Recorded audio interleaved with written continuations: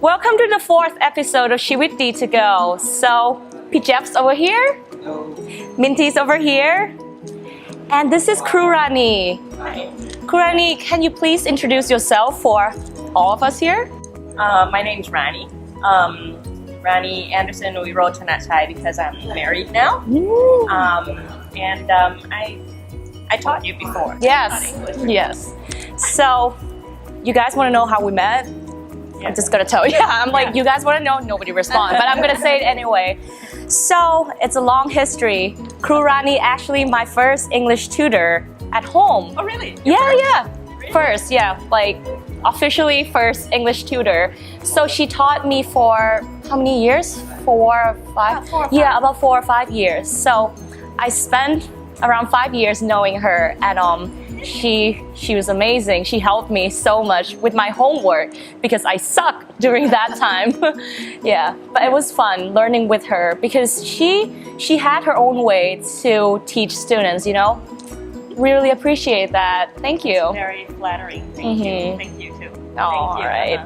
Yeah. So the first question we want to ask you is about why English teaching? Why do you like English teaching so much, and why is it your passion? Actually, I never actually thought that it would be like my path or anything like that. It's just sort of like an incident that I just fell into. Right. Right. And seeing that I have the abilities that many other kids might not have. So I think that I just want to share that ability that I can do. It's just something that I've collected along the way. And you know, I sort of think like I think that I'm a true bilingual. Yeah. So that can pretty much help. Right. That's how I think. So, can you tell us about your life back in the States? Because how many years did you stay in the States before you moved here to Thailand? I was actually 9 when I came over. Oh, right, 9. Yeah, 9. So I was pretty young. So then when I came here, I was just talking about this with one of my students today. It's like, when I came here, I didn't know any Thai at all. Oh, yeah. right. And I was like, what, all day and everything like that. Oh, I never knew about this. My relatives would be like, what, and they make fun of me and stuff like that. So then that just made me, you know, more curious and more what. So I'd be sitting there and asking my mom all day, like, what this, what that, and everything like that. And I really don't know how long it took me to learn Thai, but it was a big change in life. A big change? Yeah, definitely. And then I've been back and forth a couple of times, and that's pretty much. But then I consider Thailand pretty much my home now. Right. So was it like very difficult for you when you first moved here, like with all this new whole environment? You see, Yes, it is, right? Yeah. Because the first 9 years of my life, I was an only child. You're an only child too. Yeah. An only child in a very American type of family where there's only mom, dad, and the kid. Yeah. And so I was like the center of the world for 9 years. But then when I moved to Thailand, it's like, ooh, aunts, uncles, cousins, and the language, the custom, the heat. The heat, yeah. And I remember getting off the airplane. It was like, I think it was one of those trips where you had to actually step down the stairs from the airplane, and it was just like the heat and the humidity just hit my face, and it was like 11 at night. Yeah, but yeah, those are the things that I just really remember real clear in my imagination. Not really my imagination. Yeah, probably partly my imagination too. Hey. Yeah. Hey, Jeff. So right now, in your house, do you talk English or do you? I taught some English to my daughter because I want her to be able to understand English. Because she's not going to an international school or anything, so she's got to learn English from home. And not much. Okay, I talk to my dad, but then he still lives in the States, so we usually line or either we can FaceTime each other and we can still talk. Then yeah, I don't get a very much chance to speak much English unless I'm teaching. So then that's like, this is like my chance to use and use my English. So, what is your kind of like technique when you teach like those young students? Like, I really want to know about this. Every kid is different. Yeah. And what I try my best to do is I tailor my ability to each and every kid. So even though I'm an only child, I've never had siblings. I've just recently had a little girl of my own. I don't know, I just have this feeling that I try to reach into every kid. Right.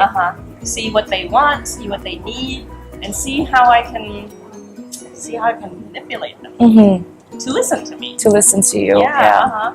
That sounds kind of scary that I try to manipulate them, but then I do it in a way that I'm really worried that they won't get anything in that hour or hour and a half that I give them. Yeah. So then I try to get in as much as I can.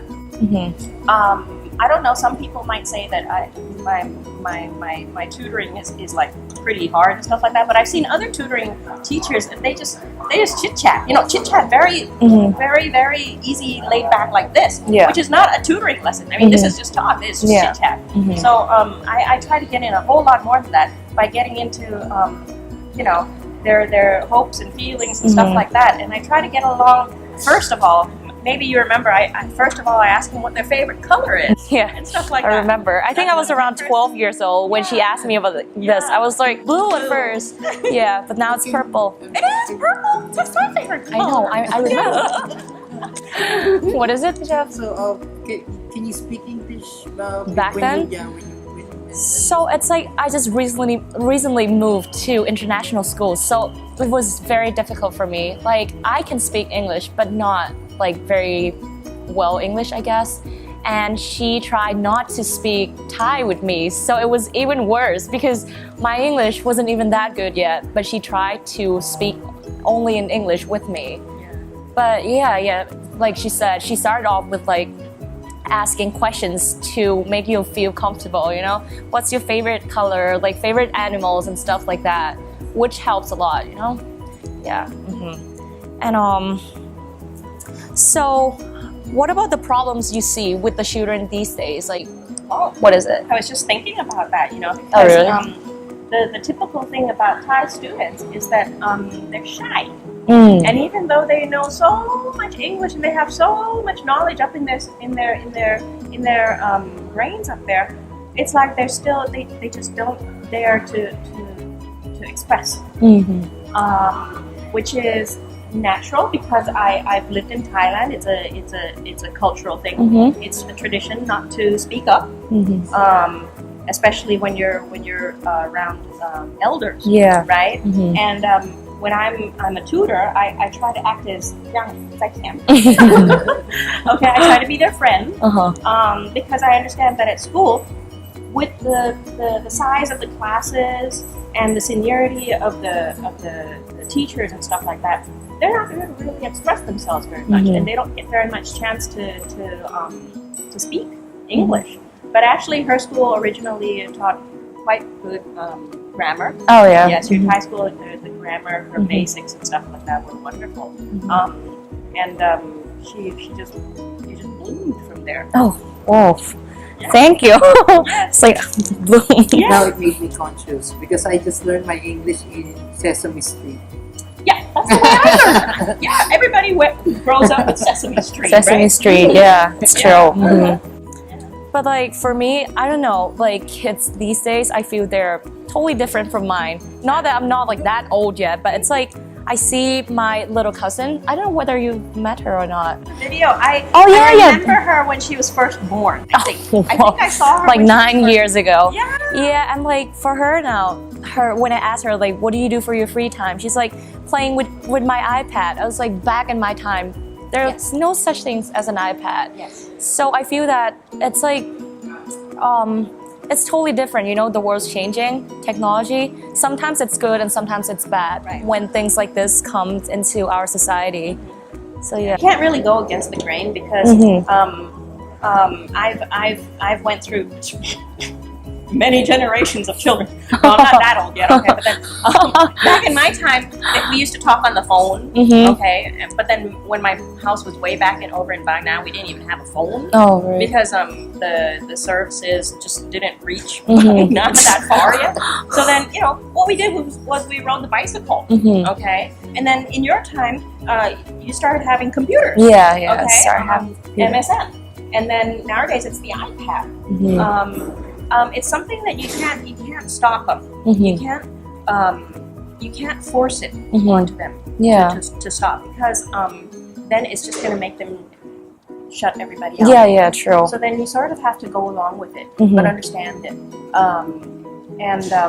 Like I used to be totally against talking dictionaries. I don't know if you remember that or not. I remember that very well. Book dictionaries. Yeah, book dictionaries only. I'm like, no, can't even flip the page. Well, that's why you need the practice. Yeah, I know. I was like, where is it? I'm turning into a teacher. Yeah. Nowadays, it's so hard. I was like, wait, A? Where's A? Yeah, and AA, and AB. Yeah, I was. Where's AT? Yeah. But then nowadays, it's like I really have to give into it. I tried that way, and then it just doesn't work. So, and everybody has an iPhone, so I just have to give in to the technology. Okay, it's just that as long as they've got an app that is up to the standards that I think is okay. Because the talking dictionaries, you're like, there's so many words that are just not there. That's one thing that I hated about the technology. But then nowadays you have like Google Translate, which is okay because just have to keep up to date. Try to understand the technology and what the kids are doing and stuff like that. I want to hear about responsibilities you have of being a mother. Oh my gosh. Yeah. Because it's totally different. I remember you as crew Ranee, and now you are a mother. Yeah. That was another big change. Big change. Yes. Because being an only child, like I told you, I grew up with no siblings. So everything was like, it was the center of the world for me. But now the center of the world is her, without a doubt. And I cannot go against that because she is the center of the world. So what I've had to do is I have to be flexible and I have to adapt to her well-being. And it's been hard, to tell you the truth. I mean, I actually had postpartum depression. Do you know what postpartum depression is? It's a psychological problem. It's depression. Yeah. After giving birth to a child. Yes. Right. And I had it for many years. You probably heard of it, right? I'm actually still on medication right now. Okay? Because is it the question of not growing up? Not really. It's just the question of the change of lifestyle. I've been through it, and I can tell you that in those times of postpartum depression, I actually saw a gray curtain around myself while taking care of my little girl while she was an infant. It was really hard to get through. But now it's everything is lightening up, brightening up, and I can actually talk about it and smile while I talk about it. Yeah. There was a time when I couldn't talk about it and I would hide away from everybody because that was when I was down in the pits of real depression. And it has really made me appreciate life, her life, my life, and everybody else's life. And I actually have a new light in seeing all my students' lives too. I have more love for them, okay? Because I actually understand now the love that people have for their children, okay? Which is something that I never understood before. Right. Yeah. A long time ago, it was just, Miss Ranee, okay? Lifestyle, restaurants, and food, and everything like that. But then nowadays, it's like, it's totally different. I mean, I enjoy having one scoop of ice cream with my little girl. It's just those little tiny things. It's like just watching her gobble the thing down. You know, it's totally different now. Right, and I think that everybody should have a kid. Yes. Everybody should have a kid. No, actually, I'm talking to that guy who just walked past. Yeah, you have to be ready. You have to be ready. That's something that triggered my depression, is because she came by surprise. So yeah, we weren't prepared. So then yeah. So I can see you're really strong. You pull yourself up. You inspire yourself again. Discover a very good part of you. Right. Yeah. Thanks. One advice for children to enjoy learning English. Oh wow. I gotta act the teacher again, right? Yes. Go for it. To enjoy learning English. Well, I want kids to look at their life seriously sometimes and see how important it is for their life. First of all, and then you could probably approach it in a more fun way. Okay, so the best way to probably enjoy English is by reading.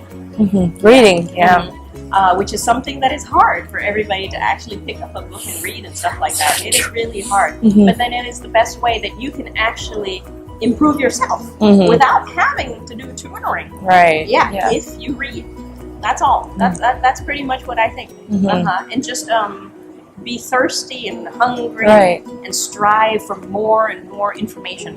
Yeah, that's what I think. Yeah, but that can be applied for for all the subjects. Yeah. What about when I switch this question around? What about if it's Thai? When you start learning Thai? Oh man, it was hard because difficult, right? I was like, what all day and everything like that.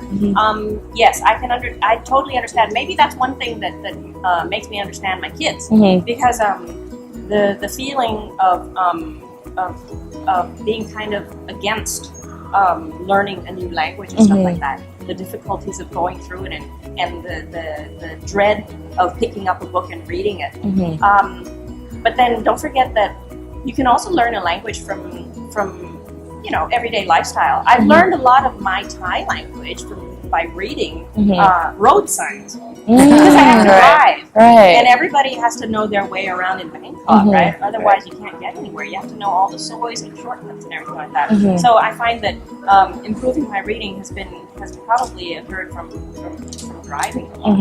Right. All right. Where do you get your fuel for your passion when it comes to teaching, and also like always waking up inspired? Yeah, that's a good question, because I have worked several other places before, and I don't have that feeling of that passion and that drive when you wake up. I still don't like to wake up early in the morning, but I still have to, because my little girl wakes up at 6:30. So that's a big change in my life. So I wake up at 6:30 nowadays. It is the feeling of, what can I give to them today? Every single student, like my little daughter, is sort of like a little outer space alien. There are so many things that they haven't seen yet. Okay, but there are so many things that we've experienced, that we've seen, that we can probably share onto them. Okay, so then that's how I look at it. What can I give to them today? Okay, that might be interesting for them. Yeah, and that's probably how I think about it. So yeah, Jeff, we're coming to the end of our 4th episode. Thank you so much. Thank you. Glad to meet you too.